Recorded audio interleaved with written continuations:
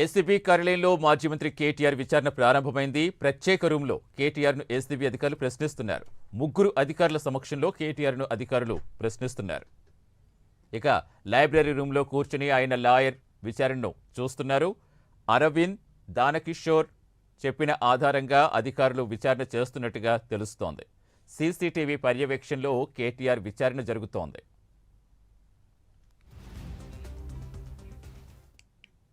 పూర్తి సమాచారం ఇచ్చేందుకు మా కరెస్పాండెంట్ కుమార్ జనతన్. కుమార్, విచారణ ప్రారంభమైందా? లాయర్ సమక్షంలో జరుగుతున్నట్టుగా తెలుస్తోంది. ప్రస్తుతం వేటిపై ప్రశ్నించే అవకాశం ఉంది? Thank you Satish. కొద్దిసేపటి క్రితమే ఏదైతే ఏసీబీ కార్యాలయంలోనే కేటీఆర్ విచారణ అయితే ప్రారంభమైంది. ముఖ్యంగా కేటీఆర్ అయితే ముగ్గురు అధికారుల బృందం అయితే విచారిస్తుంది. అలాగే ఏసీబీ లైబ్రరీ రూమ్ లో కూర్చొని ఏదైతే కేటీఆర్ లాయర్ మాజీ ఏఐజీ రామచంద్రరావు కూడా ఈ విచారణ అయితే వీక్షిస్తున్నారు.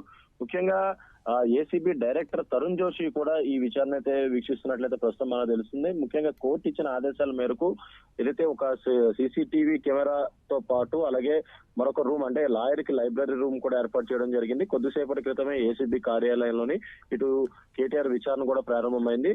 వాస్తవంగా ఫార్ములా ఈ కార్ రేసు కు సంబంధించి హెచ్ఎండిఏ నిధులు మళ్లింపులపై ఏసీబీ ఎఫ్ఐఆర్ నమోదు చేసిన నేపథ్యంలోని ఇటు హెచ్ఎండిఏ కార్యాలయంలోని కొన్ని కీలకమైన డాక్యుమెంట్లు స్వాధీనం చేసుకుంది. అలాగే దానకిషోర్ ఇచ్చిన కంప్లైంట్ ఆధారంగా అలాగే నిన్న ఏసీబీ కార్యాలయంలోని అరవింద్ కుమార్ ని విచారణ చేసినప్పుడు రికార్డ్ చేసిన స్టేట్మెంట్ ఆధారంగా ప్రస్తుతం కేటీఆర్ అయితే ప్రశ్నలు అయితే అడుగుతున్నారు. సుమారు ఒక 30 ప్రశ్నల వరకు కూడా కేటీఆర్ ని అడిగే అవకాశం అయితే ఉంది.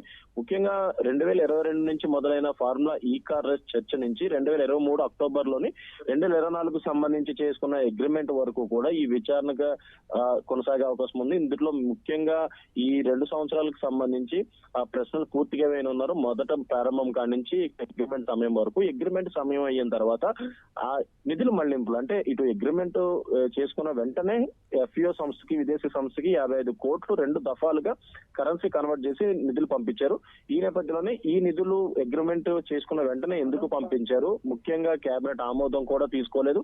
ఆర్బీఐ గైడ్ లైన్స్ అంటే ఇటు ఫారెన్ సంస్థకి డబ్బులు పంపించే సమయంలోనే ఆర్బీఐ నార్మ్స్ అన్ని కొన్ని ఉంటాయి, వాటిని పాటించాల్సిన అవసరం అయితే ఉంటుంది. కానీ అవేమీ పాటించకుండా ఆర్బీఐ గైడ్ లైన్స్ పాటించకుండా ఈ అమౌంట్ 2 దఫాలుగా హిమయత్ నగర్ నుంచి ఇండియన్ ఓవర్సీస్ బ్యాంక్ ద్వారా పంపించడం జరిగింది. ఈ నేపథ్యంలోనే వీటిపై క్వశ్చన్స్ వేయనున్నారు. ఎందుకంటే ఇటు ఎప్పుడైతే ఈ ఫార్ములా ఈ కార్ రేస్ 2023లో జరిగిందో ఆ తర్వాత ఇమీడియట్ గా అక్టోబర్ నెలలోనే 2024కు సంబంధించి మరొక ఫార్ములా ఈ కార్ రేస్ నిర్వహించేందుకు అగ్రిమెంట్ చేసుకున్నారు.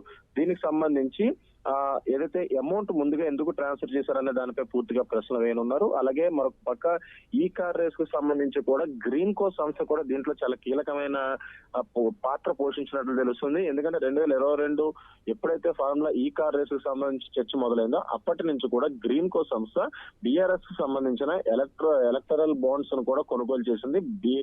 గ్రీన్ కో తో పాటు తన అనుబంధమైన సంస్థలు అన్ని కలిపి 41 సార్లు ఒక్కొక్క కోటి పైన ఎలక్టరల్ బాండ్స్ కూడా కొనుగోలు చేసింది. సుమారు 49 కోట్లు విలువ చేసే బాండ్స్ కూడా కొనుగోలు చేసింది. ఇందులో కూడా ఏదైతే ఈ అవినీతి జరిగిందంటూ అలాగే 55 కోట్ల నిధుల మళ్లింపులో కూడా అవినీతి ఉన్నట్లు కూడా ఇటు ఏసీబీ ఆరోపిస్తున్న నేపథ్యంలోనే డిసెంబర్ 19వ తారీఖున ఈ ఎఫ్ఐఆర్ అయితే నమోదైంది. ఇందులో ప్రాథమికంగా A1 కింద కేటీఆర్, A2 కింద అరవింద్ కుమార్, A3 కింద బిఎల్ఎన్ రెడ్డి. నిన్న ఈడీ ఆఫీస్ లో కూడా బిఎల్ఎన్ రెడ్డిని విచారించారు. 9 గంటల పాటు బిఎల్ఎన్ రెడ్డి విచారించారు. బిఎల్ఎన్ రెడ్డిని కూడా ఈ అమౌంట్ కు సంబంధించి ఎలా ట్రాన్స్ఫర్ చేశారు, కేటీఆర్ అయినా ఒత్తిడి చేశారా, ఇలాంటి ప్రశ్నలు బిఎల్ఎన్ రెడ్డిని కూడా అధికారులు అడిగారు. అలాగే మరొక పక్క కేటీఆర్ ఆదేశాలు అంటే తన పై అధికారి ఇచ్చిన ఆదేశాల మేరకు అమౌంట్లు పంపించానంటూ కూడా ఇటు బిఎల్ఎన్ రెడ్డి కూడా స్పష్టం చేశారు. అలాగే అమౌంట్ కి పంపించిన సమయంలో కూడా సంతకాలన్నీ కూడా తన పై అధికారి చెప్తేనే చేశానంటూ కూడా ఇటు బిఎల్ఎన్ రెడ్డి స్టేట్మెంట్ అయితే ఇవ్వడం జరిగింది. నిన్న అరవింద్ కుమార్ ను కూడా ఇదే తరహాలో, ఎందుకంటే అప్పుడు ప్రిన్సిపల్ సెక్రటరీగా అరవింద్ కుమార్ అయితే ఉన్నారు. ఆ సమయంలోని ఈ ఫార్ములా ఈ కార్ రేస్ ఒప్పందాలు జరిగిన వెంటనే ఈ హెచ్ఎండికి సంబంధించిన 55 కోట్ల నిధుల మళ్లింపులు కూడా జరిగినాయి.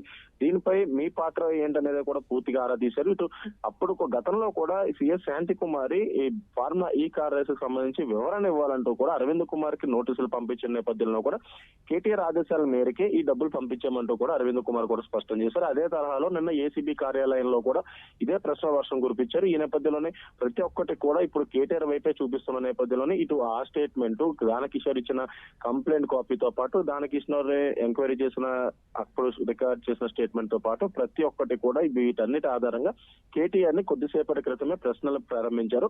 ఇప్పుడు కేటీఆర్ ఇచ్చే సమాధానాలు బట్టి ఈ కేసుకి ఒక కొలుక్కొచ్చే అవకాశం అయితే ఉంది. అలాగే మరొక పక్క బయట ఏదైతే కేటీఆర్ ని అరెస్ట్ చేస్తారంటూ కూడా పెద్ద ఎత్తున ప్రచారం అయితే జరుగుతుంది. ఈ నేపథ్యంలో ఇటు బీఆర్ఎస్ శ్రేణుల్లో కూడా సర్వత్రం ఉత్కంఠ నెలకొంది. కేటీఆర్ అరెస్ట్ చేస్తారా లేదంటే కేవలం ఎంక్వైరీ చేసి వదిలేస్తారా అనేది అయితే సర్వత్రం ఉత్కంఠ నెలకొంది. ఇప్పుడు కేటీఆర్ ఇచ్చే సమాధానాలు బట్టి ఏదైతే వీటన్నిటి కూడా ఫుల్ స్టాప్ పడే అవకాశం అయితే ఉన్నట్లు తెలుస్తుంది. మరోవైపు కేటీఆర్ కూడా చాలా భావోద్వేగంగా ట్వీట్ పెట్టారు. తెలంగాణ కోసం అవసరమైతే ప్రాణాలను ఇస్తాం కానీ అవినీతికి పాల్పడుతున్న రక్తంలో లేదంటూ చాలా ఉద్వేగంగా పెట్టారు. సో ఎలా చూడాలంటారు? ఎస్ సతీష్, వాస్తవంగా ఎప్పుడైతే ఈ ఫార్ములా ఈ కార్ రేస్ కి సంబంధించి కేసు ఫైల్ అయిందో December 19 కానీ అప్పటి నుంచి కూడా కేటీఆర్ చాలా స్పష్టంగా తన అభిప్రాయాన్ని ప్రజల్లో పెడుతున్నారు. ముఖ్యంగా ఏదైతే ఇది కేసుకు సంబంధించి ఇందులో ఒక్క రూపాయి అవినీతి జరగలేదంటూ కూడా గతంలో చెప్పారు. అలాగే ఈ రోజు కూడా చెప్పారు. ఈ రోజు ఏదైతే నందినగర్ లో నివాసం నుంచి ఏసీబీ కార్యాలయానికి బయలుదేరే ముందు కూడా మీడియాతో మాట్లాడారు. ముఖ్యంగా హైదరాబాద్ ఇమేజ్ పెంచడానికే ఫార్ములా ఈ కార్ రేస్ 2023లో నిర్వహించాము. సుమారు 600 కోట్లు లాభాలు వచ్చినాయి. అలాగే మరొక పక్క 2024లో కూడా ఈ ఫార్ములా ఈ కార్ రేస్ నిర్వహిస్తే అంటే ఫ్యూచర్ లో ఎలక్ట్రిక్ కి సంబంధించి ఎలక్ట్రిక్ బళ్ళు వెహికల్ కి సంబంధించి పెద్దగా ఏదైతే ఇక్కడ కంపెనీలు స్థాపిస్తారు కాబట్టి దాని ద్వారా ఈ ఫార్ములా ఈ కార్ రేస్ నిర్వహిస్తే ఖచ్చితంగా పెద్ద ఎత్తున ఇక్కడ కంపెనీలు పడతాయి కాబట్టి ఇక్కడ ఫార్ములా ఈ కార్ రేస్ నిర్వహించినట్లు కూడా ఇటు కేటీఆర్ స్పష్టం చేశారు. అలాగే ముఖ్యంగా తెలంగాణకు సంబంధించి తెలంగాణ ఇమేజ్ పైకి పెంచడానికి ఏదైతే అధికారులు అలాగే మేము కష్టపడ్డామంటూ కూడా ఇటు చెప్పిన పరిస్థితి. అలాగే మరొక పక్క చూసినట్టయితే ఇప్పుడు కేటీఆర్ అంటే తెలంగాణకు సంబంధించి KTR right, thank you Kumar.